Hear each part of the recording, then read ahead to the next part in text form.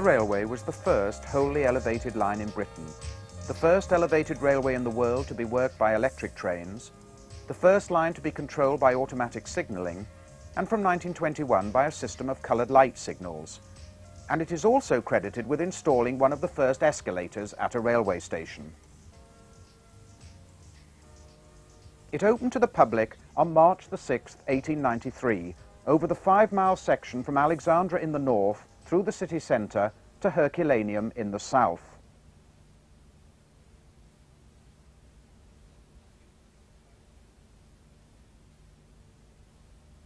To tap residential traffic, there were 3 extensions. To Dingle on the 21st of December 1896, and in the north to Seaforth Sands on the 30th of April 1894 and Seaforth and Litherland on the 2nd of July 1905. Throughout its life, the 7-mile line was owned and operated by the Liverpool Overhead Railway Company. Today there are few visible remains, and it is hard to imagine the trains, 16 feet above the ground, travelling along an elevated structure at an average speed of 20 miles an hour. The line was swift and efficient, taking just over 20 minutes end to end. It carried thousands to work on and around the dock estate at a time when Liverpool handled 25% of the nation's trade.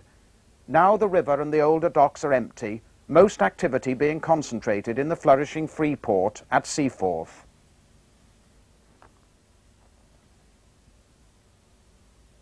But memories of the railway and its unique rolling stock survive. 46 motor cars and 8 trailers delivered between 1892 and 1895, plus a few trailers added later, including some ex-motor cars. The formation was motor car, trailer, motor car. The line was built to avoid the heavily congested Dock Road. It consisted of 567 spans, mostly in 50-foot lengths, together with bridges and 1 tunnel. Passing through the commercial heart of the city, it crossed the 3 main tramway arteries serving the pier head, and carried beneath it the Mersey Docks and Harbour Board freight line, connecting the north and south dock systems.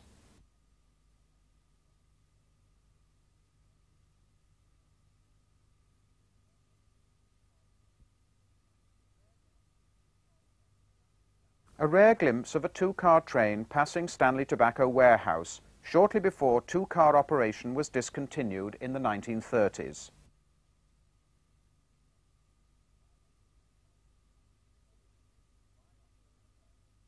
For visitors, a ride on the overhead was packed with excitement, as it offered unrivaled views of the dock estate.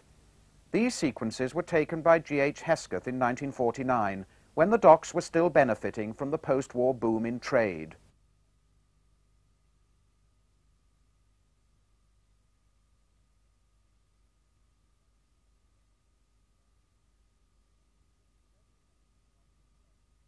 Ships of every nation were on display, identified by their distinguishing funnel markings, such as this Holder Brothers vessel. Gladstone Dock was opened in 1927, and a new overhead railway station in 1930.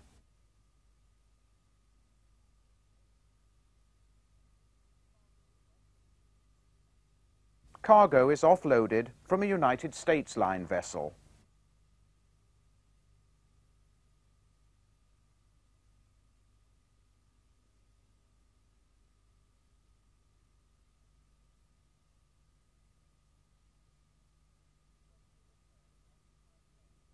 Essential repairs occupy the men at Canada Graving Dock, including using long brushes to apply rust-preventing red oxide.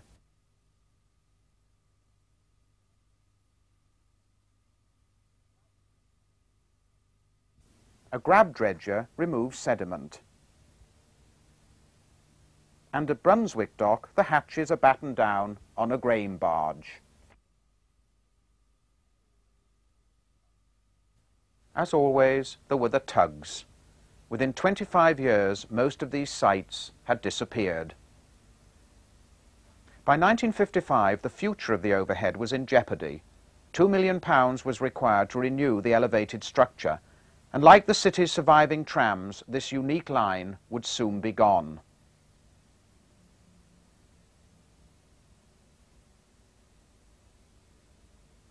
Most of the rolling stock also needed replacing.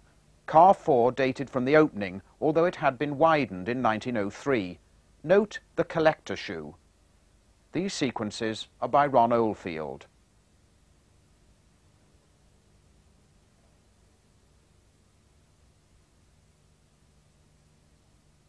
Eight complete trains had been modernised between 1947 and 1955. They were distinguished by aluminium bodies, automatic sliding doors, streamlined roof vents and upholstered seats, although in some cases capacity for a three-car train was reduced by 50%. Filmed by Jack Wise, this train, consisting of motorcar 24, trailer 14 and motorcar 8, was rebuilt in 1951. They were nicknamed the Streamliners because of the jazzed-up paint scheme. The coloured light signalling installed in 1921 was visible for over half a mile and allowed a train to pass every 100 seconds.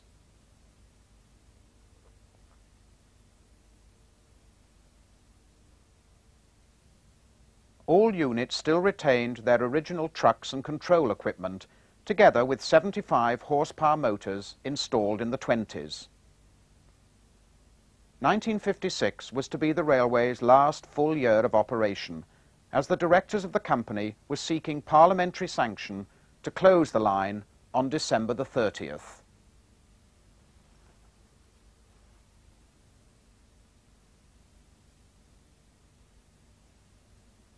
Seaforth Sands handled heavy early morning commuter traffic, but 1956 began badly for the railway when on February the 4th an arsonist set fire to part of the station buildings.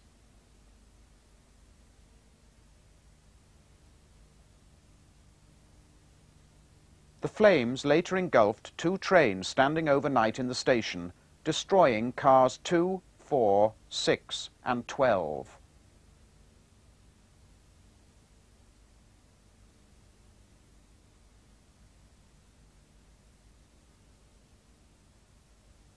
Arson was confirmed by the discovery of a tyre and remains of a train seat. The station was patched up and reopened 2 days later. Between 1906 and 1908, the Lancashire and Yorkshire Railway provided a service linking Aintree to Dingle via the overhead. From 1908 to 1940, this route was used twice a year on race days, and between 1947 and 1956 on Grand National Day only. This involved working the 500-volt overhead stock in series only over a 3-mile section of 630-volt BR track, as well as reopening a signal box and repositioning the semaphores for one 8-hour shift.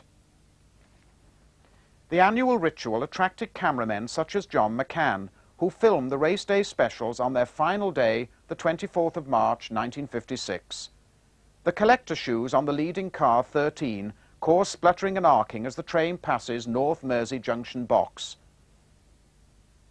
approaches Aintree on the Liverpool Exchange Ormskirk line,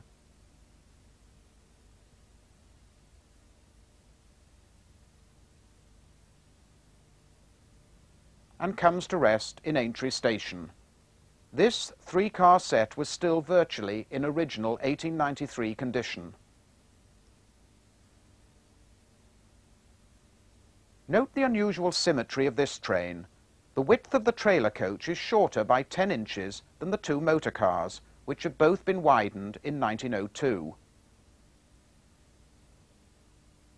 A light engine off a race day special working.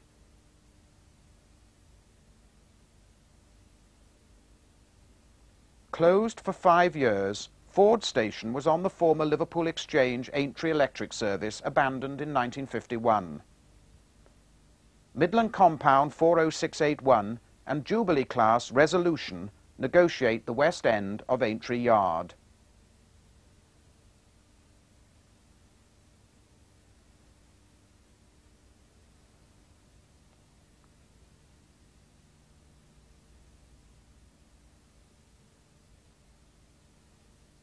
Each train carried a BR pilot man, a BR code, in this case C822, and the older stock displayed a large route board. This train of wide cars had an overall seating capacity of 242.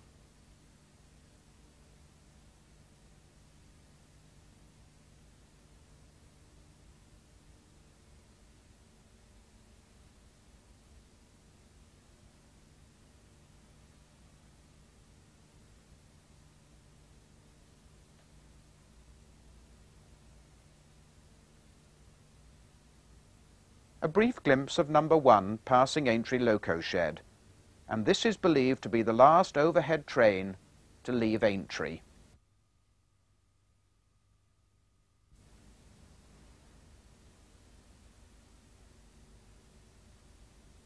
Knowing that the line was likely to close, Geoffrey Ashwell, Peter Matthews, Jim Joyce and Jack Wise all filmed aspects of the railway in the city centre.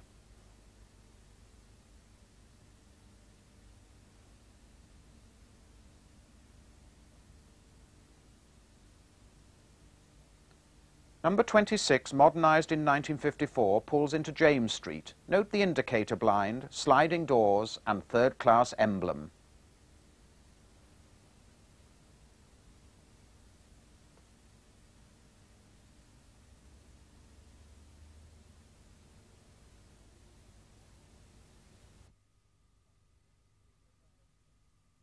From James Street Overhead Station, it was possible to see a few yards away the entrance to James Street Underground Station on the Mersey Railway.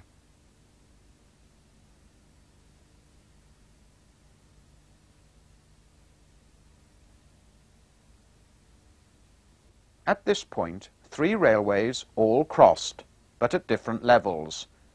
The Overhead, the Mersey Railway and the Dockboard Railway.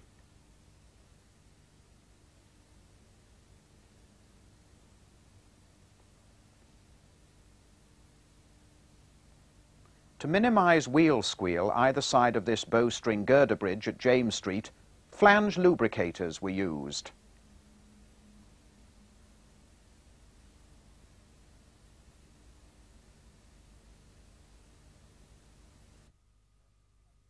"51237", one of the endearing ex-Lancashire and Yorkshire Pug tank engines, trundles beneath Pierhead Station. The baffles above the chimney were meant to disperse the smoke, but over the years the constant passage of these locos had contributed to corrosion of the overhead structure.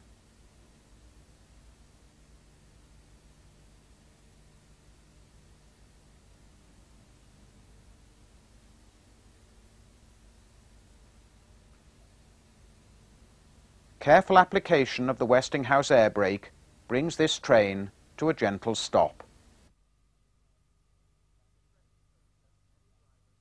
With the threatened closure, many drivers must have looked back to the days when the line was vital to the war effort, and every attempt was made to keep the trains running.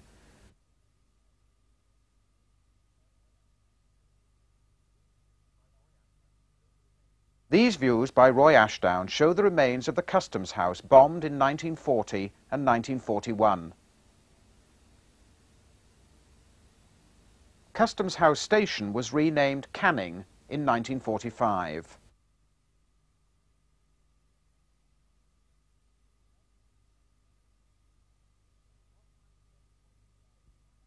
A modernised set crosses the Cheshire Line's goods yard onto the 200-foot-long lattice girder bridge leading into Dingle Tunnel.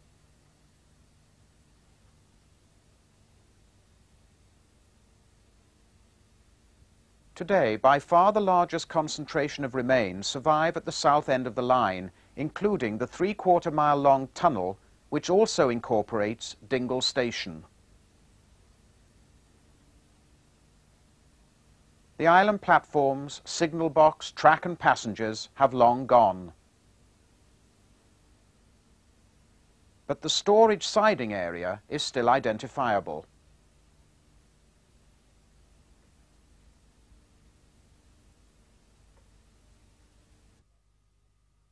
This van is descending the incline passenger subway, which led into the booking hall, situated on Park Road.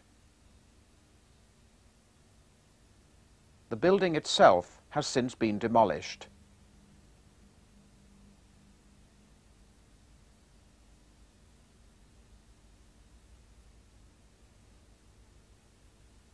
It was here that passengers descended underground to go overhead. The tunnel portal was cleaned as part of the 1984 Garden Festival. Close by, two former stanchions.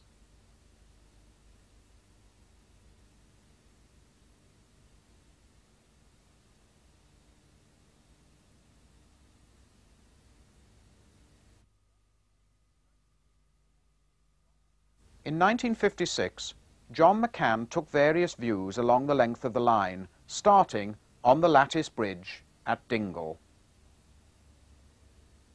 To the right, smoke rises from Brunswick Loco Shed, and there is a glimpse of the footbridge leading to Herculaneum Station.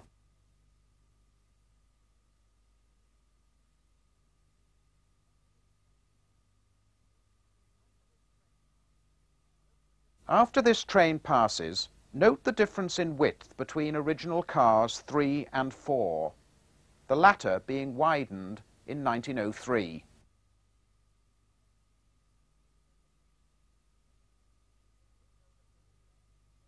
The wheels of the overhead trains in their tunnel were only 2 foot 9 inches above the Cheshire Line's tunnel, directly beneath.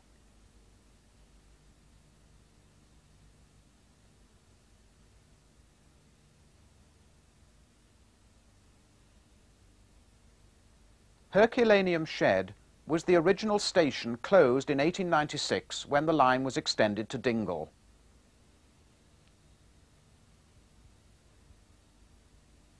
From Herculaneum to the city, warehouses dominated the riverside of the line. Many have since gone. Whilst on the landward side there were goods yards, warehouses, ships' chandlers, small workshops, snack bars, tobacconists, and the inevitable public houses.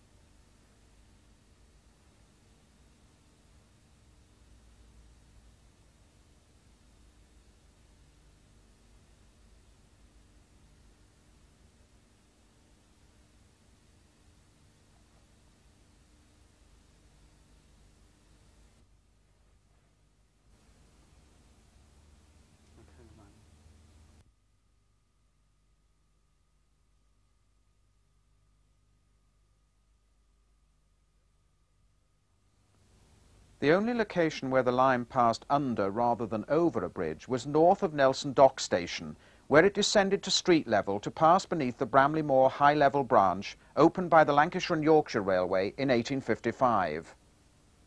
Note the train pulling away from the coal staiths towards Sandhills. This was the only section of ballasted sleeper track. Throughout the rest of the elevated structure, the flat-bottom rail was laid on longitudinal timbers fixed to the decking.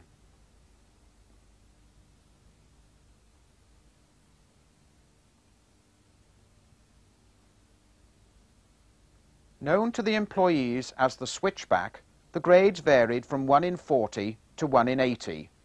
Note the Midland Railway Sandon warehouse in the background, demolished in 1971.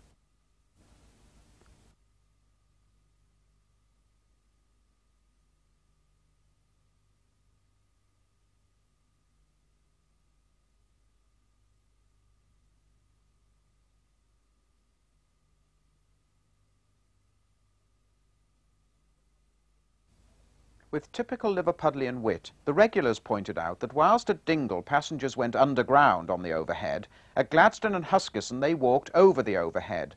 At both stations the riverside platform lay inside the security-conscious dock estate, so all exits and entrances were by footbridges onto the landside platform and the dock road. Note the old-style enamel station sign. These were replaced by imitation London Transport logos at some stations in 1947. And the suffix dock was also omitted.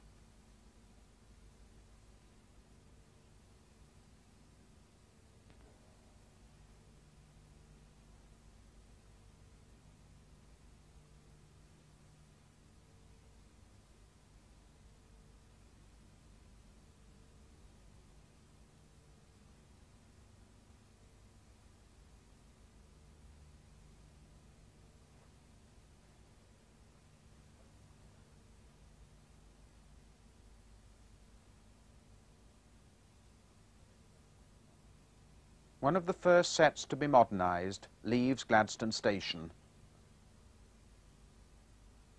Note the base of the footbridge.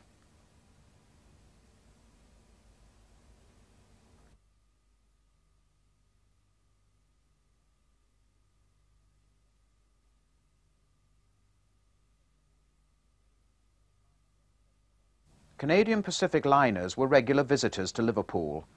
The Empress of Scotland, launched in 1929, left the River Mersey for the last time on the 31st of December 1957.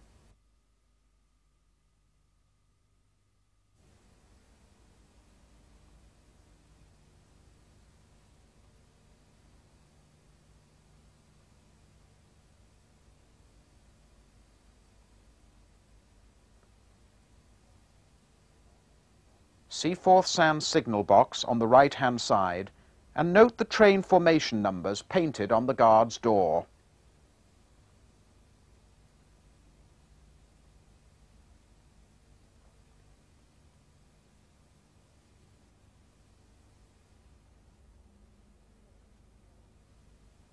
Today, Seaforth and Litherland is one of the intermediate stations on the busy Southport line.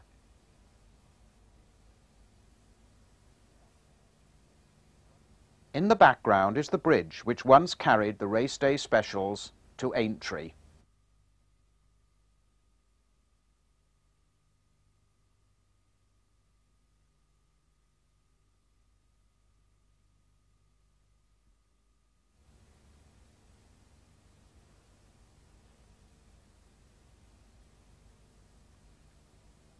In 1956, an ex-LMS Electric is outbound to Southport, whilst number 4 passes Seaforth South signal box.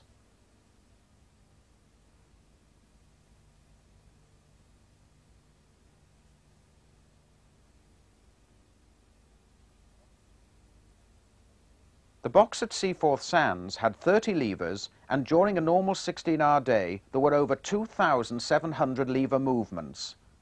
The box controlled through trains, short workings to Seaforth Sands only, and movements to and from the 7-track shed and works.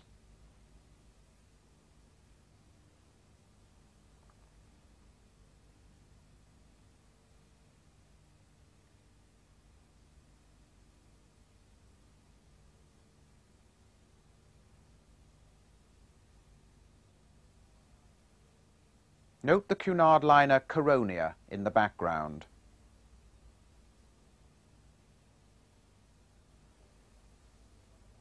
Number 45 was one of a batch of 40-foot-long motor cars delivered in 1895.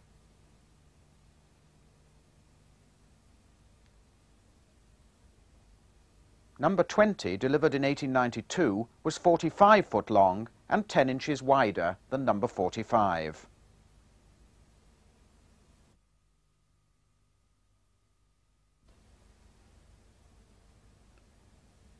Whitewashing the platform edge at Seaforth Sands involved some nifty footwork.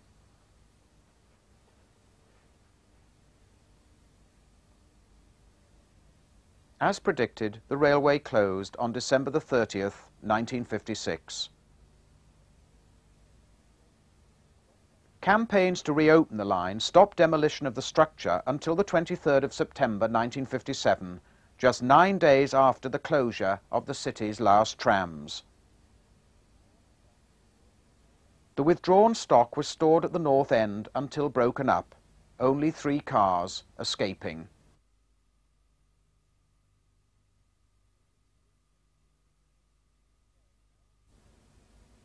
Today, all trace of the railway's existence at Seaforth has been swept away.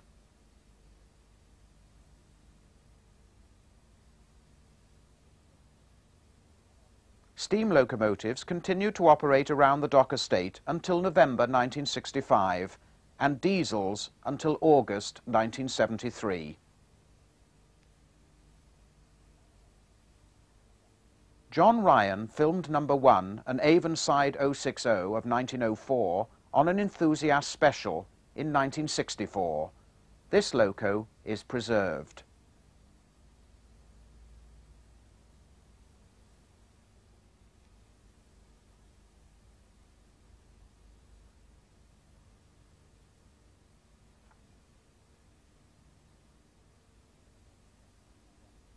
The overhead structure was once directly above these tracks.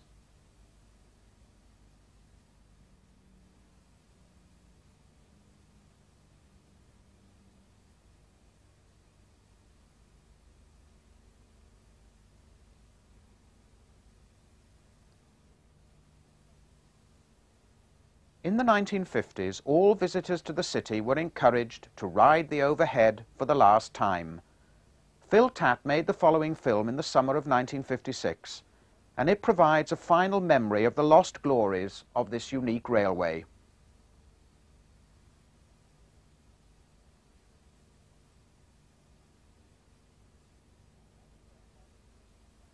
Offset by the majestic grandeur of Gladstone Dock, a train curves into Seaforth Sands, once the terminus for the company's short-lived feeder tram service to Great Crosby, which closed in 1925.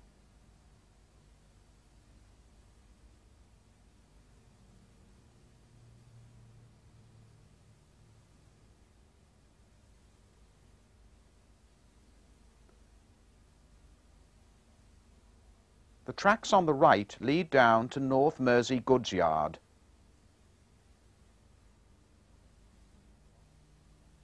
And the signal box in the distance on the left controlled the annual race day specials.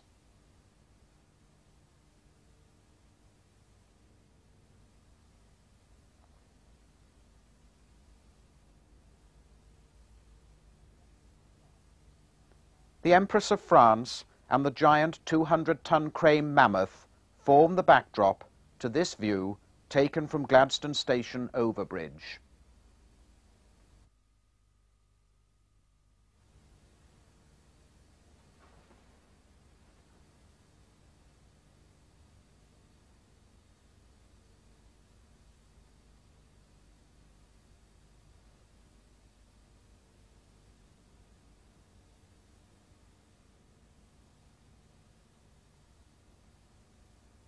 Approximately 1/6 of the elevated structure comprise bends and curves, like this particularly tight one at the north end of Alexandra Station.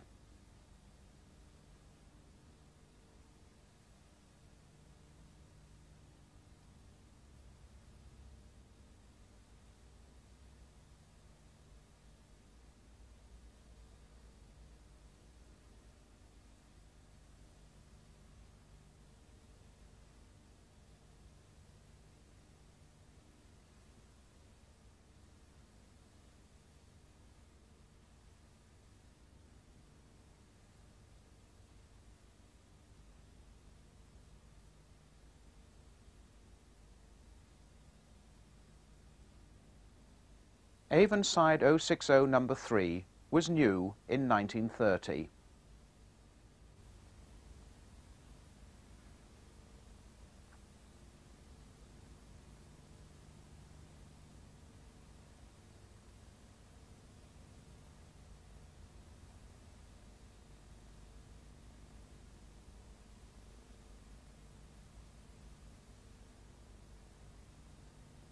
Coal wagons in Bramley Moor Dock, opened in 1844, are seen in these two views of the switchback.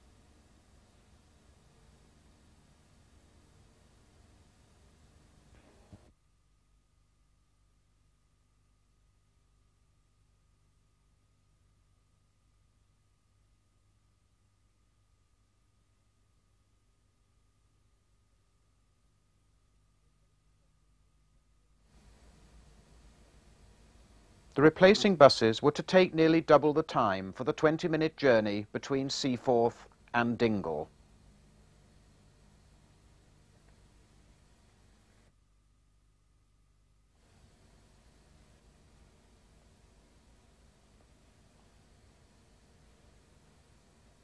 emerging from Dingle Tunnel, seen from inside the driver's cab.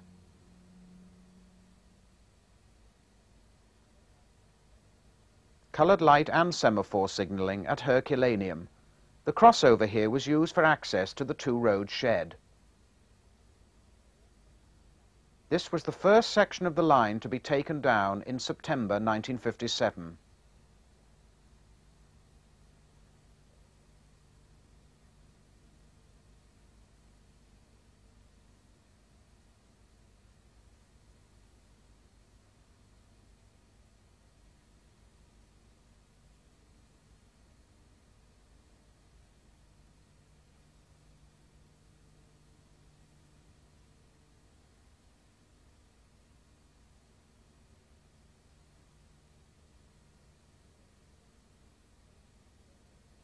Approaching Pierhead Station with its unusual overall roof.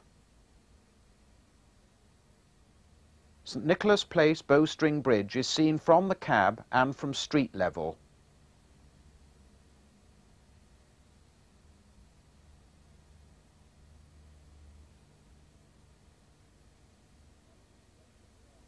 The elegant red brick warehouses on New Quay have long been demolished.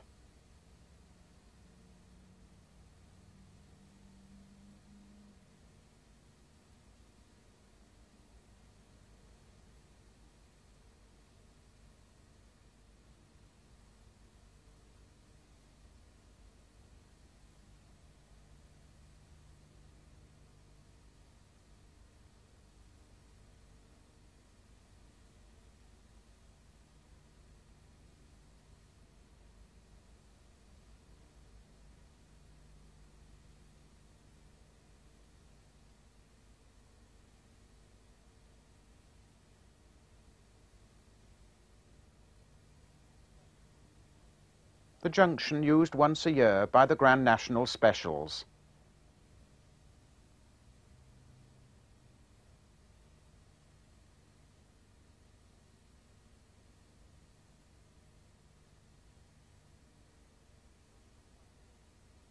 And finally, a three-car train rounds the curve to Seaforth and Litherland.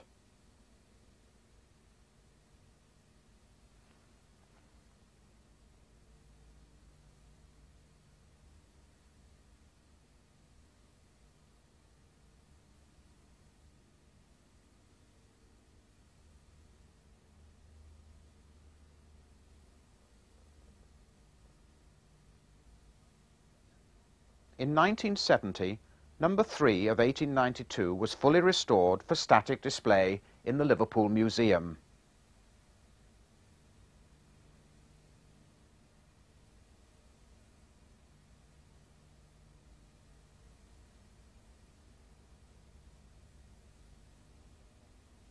It is also possible to see modernised trailer number 7 at the Steamport Museum in Southport.